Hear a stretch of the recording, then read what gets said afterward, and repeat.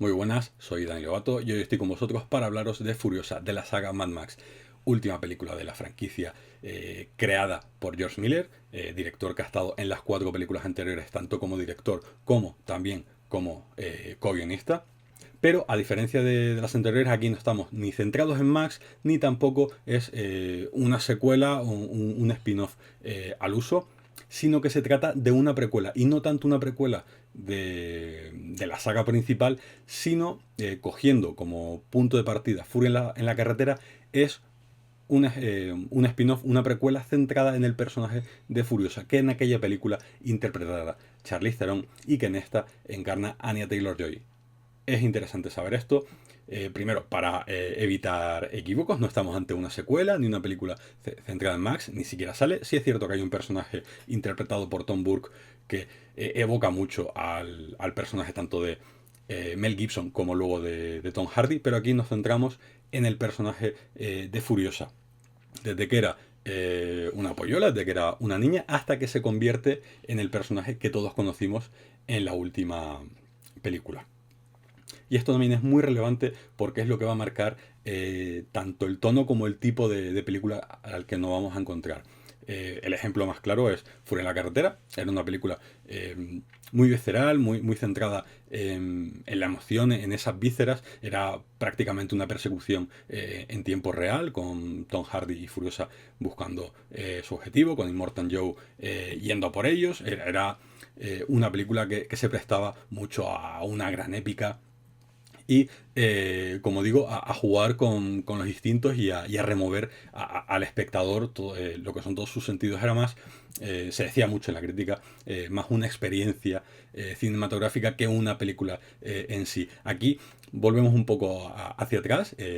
Estamos ante un título, podríamos decir, más convencional en ese sentido. También más literario, sobre todo porque la estructura, si la otra era eso, prácticamente una carrera en tiempo real, aquí nos encontramos ante una película dividida en capítulos. Cada uno con su duración, con su tono. Hay, podéis daros cuenta cuando la veáis, o si lo habéis visto ya, que cada capítulo es prácticamente como una mini historia y elipsis de varios años entre un capítulo y otro para centrarse en diferentes fragmentos vitales de Furiosa. Si no recuerdo mal, los 2 primeros son de ella siendo pequeña. Y ya los 3 últimos ya es con Anya Taylor-Joy, ya con Furiosa de adulta. Claro, esto nos lleva por un lado a que la narrativa vaya dando varios picos y valles. Hay momentos más emocionales, otros que pueden ser no más tediosos, pero sí más calmados, más centrados un poco en conocer a los personajes, en recorrer un poco el contexto, pero no tiene esa épica enérgica, esa tensión casi absoluta que tenía la pelea anterior. Está guay porque hace una diferenciación muy clara, pero claro, si vamos con las expectativas de encontrarnos algo similar a lo que vimos en Furia en la carretera, pues es posible que nos llevemos una pequeña decepción porque los tonos y las intenciones son muy diferentes. También es verdad que Anya Taylor-Joy, siendo una grandísima actriz, no tiene el carisma que puede tener una Charlize Theron. También es cierto que aquí la Dalda experiencia juega mucho a favor de la actriz de Sudáfrica, y sobre todo que claro, en aquella película, en Furia en la carretera, era todo tan épico, tan carismático. Era prácticamente cada fotograma valía para un póster. Los personajes teníamos actores muy famosos en el culmen de su carrera, tanto Charlize como el propio Tom Hardy, gente que ya solo con su presencia pues invita al cine y a que compremos entradas y comamos las palomitas ahí. Y lo que digo, entonces claro, en la comparación pues sí que pueden perder un poco Anya Taylor-Joy y Chris Hemsworth, sin desmerecer en absoluto el trabajo de ambos, pero claro, es lo que digo, teniendo ese referente, teniendo ese título y esos personajes, esas caras en nuestro imaginario, pues claro, al final todo, por muy bien que esté, puede terminar sabiendo a poco. Como digo, sin desmerecer en absoluto a esta película, que sí es cierto que se sabe mucho precuela. Se sabe que es una película, es consciente, quiero decir, de que se debe a lo que va a venir después.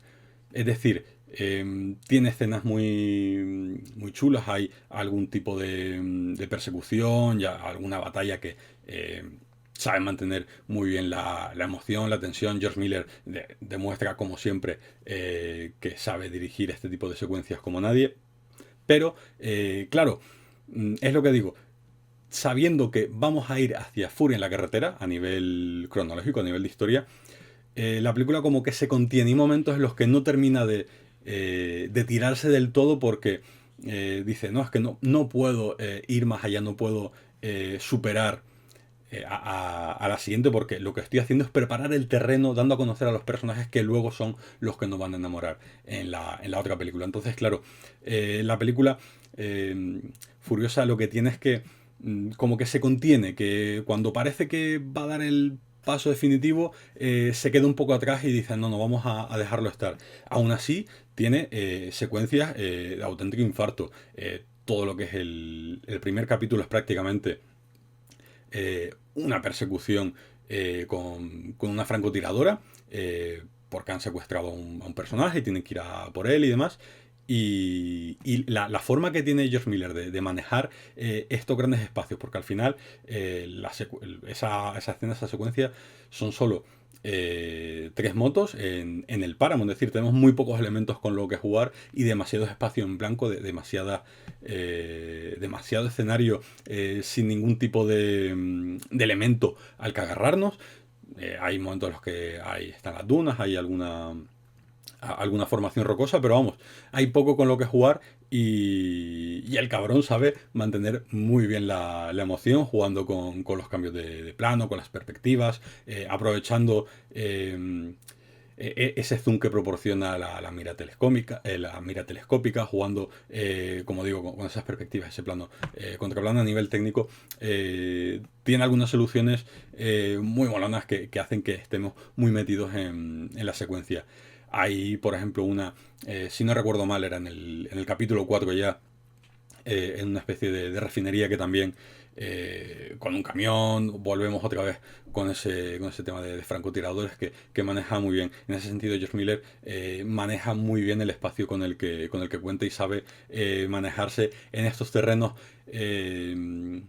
tan diáfanos, tan amplios, pero a su vez tan complejos porque hay poco donde agarrarse y donde trampear.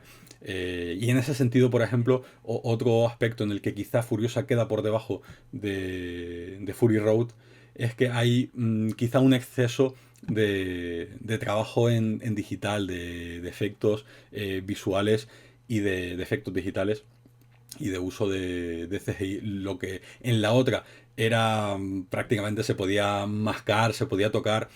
Aquí hay escenas en las que, como digo, nos excedemos con el uso del digital y hace que deluzca un poco. Y vuelvo a lo de antes.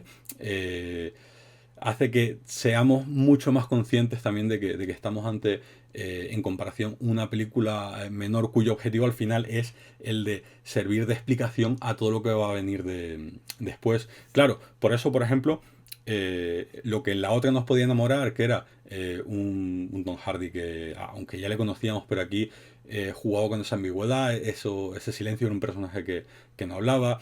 De Furiosa conocíamos muy poquito y aquí se nos está contando toda su vida, entonces claro, nos sirve mucho más para empatizar con ella, para saber cómo se convierte en esa guerrera, pero se pierde ese factor no de sorpresa, sino de misterio respecto al personaje, y parte de su encanto es el no saber quién era y el poder imaginar y hacer hipótesis y teorías de dónde venía y cómo había acabado hasta ahí. Entonces, esa magia, por así decirlo, se pierde aquí. Luego, estoy comprobándolo. Es una hora que dura 2 horas y media, 2 horas 28 pone en la ficha de IMDb. Se nota. Como digo, esa estructura de capítulos, esa estructura episódica, hace que los momentos en los que la película se baja un poco el ritmo, pues sí es posible que haya a quien se le haga un poco cuesta arriba. por lo que digo, no es una película que vaya pum pum pum a piñón todo el rato, sino que según el momento, según los personajes, pues se toma su tiempo, porque no solo al final estamos hablando de Furiosa, de esa trayectoria vital, sino que también se nos está contando cómo funciona el mundo del páramo, cómo funciona el mundo de Mad Max a nivel político, a nivel social. Es una película en la que George Miller quiere hablar y quiere hacer una crítica hacia un capitalismo muy exagerado, esas diferencias sociales. En ese sentido funciona como muchas distopías de ciencia ficción y apocalípticas, en la que cogemos el sistema actual y lo retorcemos del todo para subrayar más esas diferencias sociales entre las clases altas y las clases bajas, el problema de los recursos naturales. No hablamos ya solo de la gasolina, sino también de la comida, del agua. Entonces, en este sentido, pues juego un poco en la línea en la que jugaban todas, pero al querer contar también acerca de ese contexto, de esa historia, y no solo en su momento del personaje de Max, que las películas originales tampoco que supiéramos demasiado de Mel Gibson, pero al no estar centrado tanto en un personaje y no jugar tanto con el misterio de lo que se está contando, y que evoquemos, que nos haga imaginarnos y plantearnos preguntas sobre por qué hemos llegado aquí o por qué este personaje se comporta así, sino que su intención en muchos momentos es la de explicar mucho sobre los personajes y contextos. Pues claro, esa lectura social y política pues también está mucho más en la superficie, es mucho más diáfana, es mucho menos, eh, menos metafórica, en el sentido de que te lo da todo bastante mascadito. Esto es malo, esto es bueno, esto es así, esto es así. Y así es como queda. Y luego tenemos al personaje de Chris Hedworth, que es el gran villano de la función. Es cierto que aparece, por ejemplo, también Immortan Joe. Muchos de los personajes que veíamos en Fury Road, pues aquí son más jóvenes. Obviamente no solo Furiosa, sino el resto de personajes también. Pero el personaje de Chris Hedworth es un poco el que hace de gran villano de la función. Y volvemos a esa conciencia que tiene la película de precuela. Claro, teníamos a Immortan Joe, que era un tipo muy temible, que podía llegar incluso a dar miedo. Y claro, hay que buscar aquí una diferenciación. Y también por obra y gracia de Hemsworth, tenemos un personaje que es un poco patanatas. Es un poco de chiste. No es que sea un personaje ridículo, sino que estamos ante un buscavidas al que le da igual todo y todo, simplemente quiere salir airoso él. Es un trilero, es un pícaro.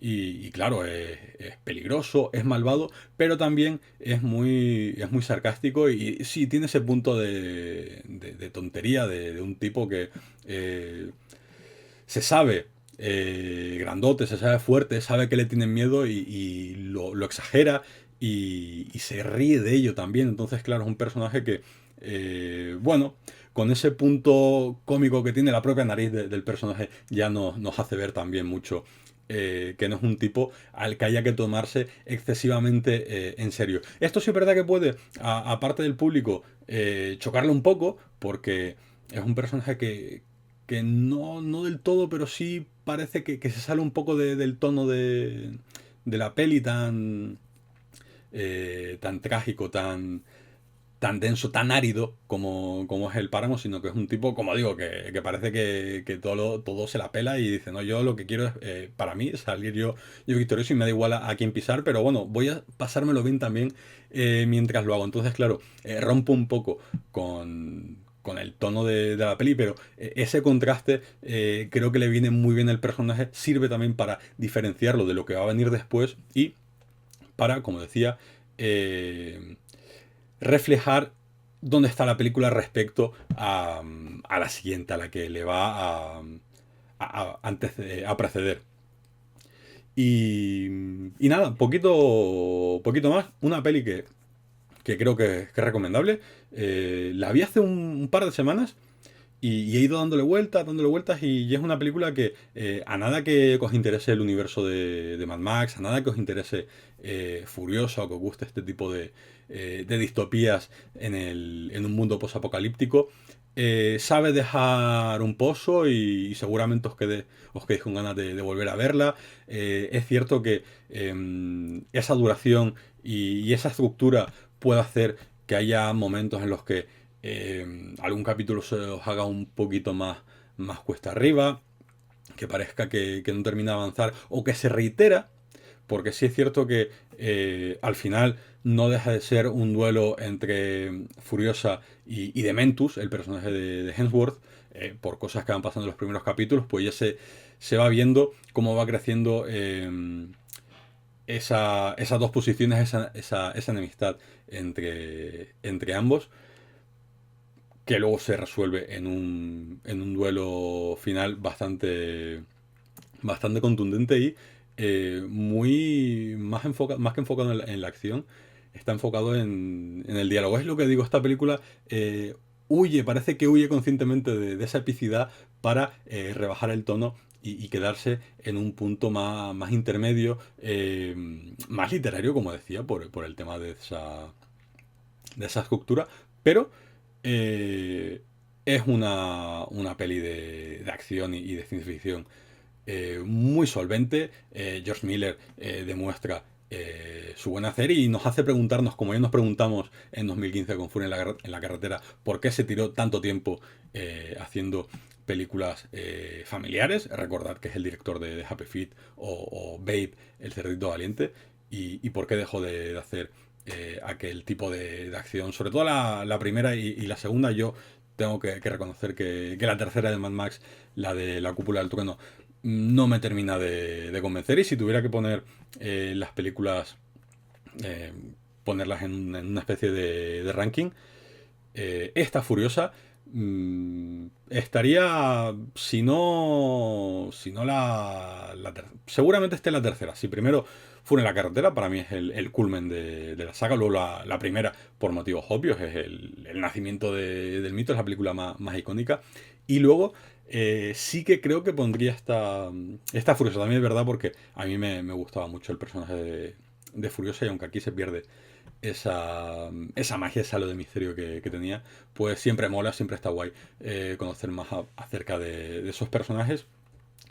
Y muy interesante la relación entre Furiosa y el personaje del Praetorian Jack, que es esta especie de Max sin ser Max, que bueno, que ya que no podía tener al protagonista, pues George Miller ha intentado buscarse los medios para tener a una especie de socias en la película, que también invita a conocer más acerca de él, y tiene este elemento que tenía Furious en la película anterior, o Max en las anteriores, que es un personaje cargado de misterio, y que pide a gritos también su propia película, como por ejemplo la madre de la propia Furiosa, la que vemos sobre todo en lo que es el primer tercio de la peli, otro personaje curtido por el desierto y por la violencia del lugar, que apetece seguir viendo. Y quizá creo que esa es la clave de la película. Que lo que pierde por un lado, sobre todo en comparación, porque como película independiente, muy pocos peros, pero es lo de siempre. Al final es imposible no hablar de este tipo de cosas, sobre todo cuando estamos hablando de una misma franquicia, de una misma saga, sin tener en cuenta lo referente a las pelis que la preceden, y que al final esto nace precisamente como un spin-off, como una precuela. Entonces, claro, es inevitable hacer ese tipo de comparaciones. Pero como digo, una de las cosas clave, uno de los factores determinantes de la peli para generar ese interés, para que nos quedemos con esa conversación y queramos saber más y nos apetezca volver a ver la película, es que Miller y el universo de Mad Max sigue creando personajes que apetece conocer, sigue creando personajes muy carismáticos que nos encantaría poder seguir viendo en más y más historias. Y nada, muchísimas gracias por haberme acompañado hasta aquí. Espero no haberme enredado demasiado en este comentario. Si la veis, por favor, comentar, compartir opiniones para ver en qué punto estamos de acuerdo o para confrontar opiniones, que eso siempre también es bienvenido. Y nada más, muchísimas gracias por haberme acompañado hasta aquí y nos vemos en el próximo vídeo.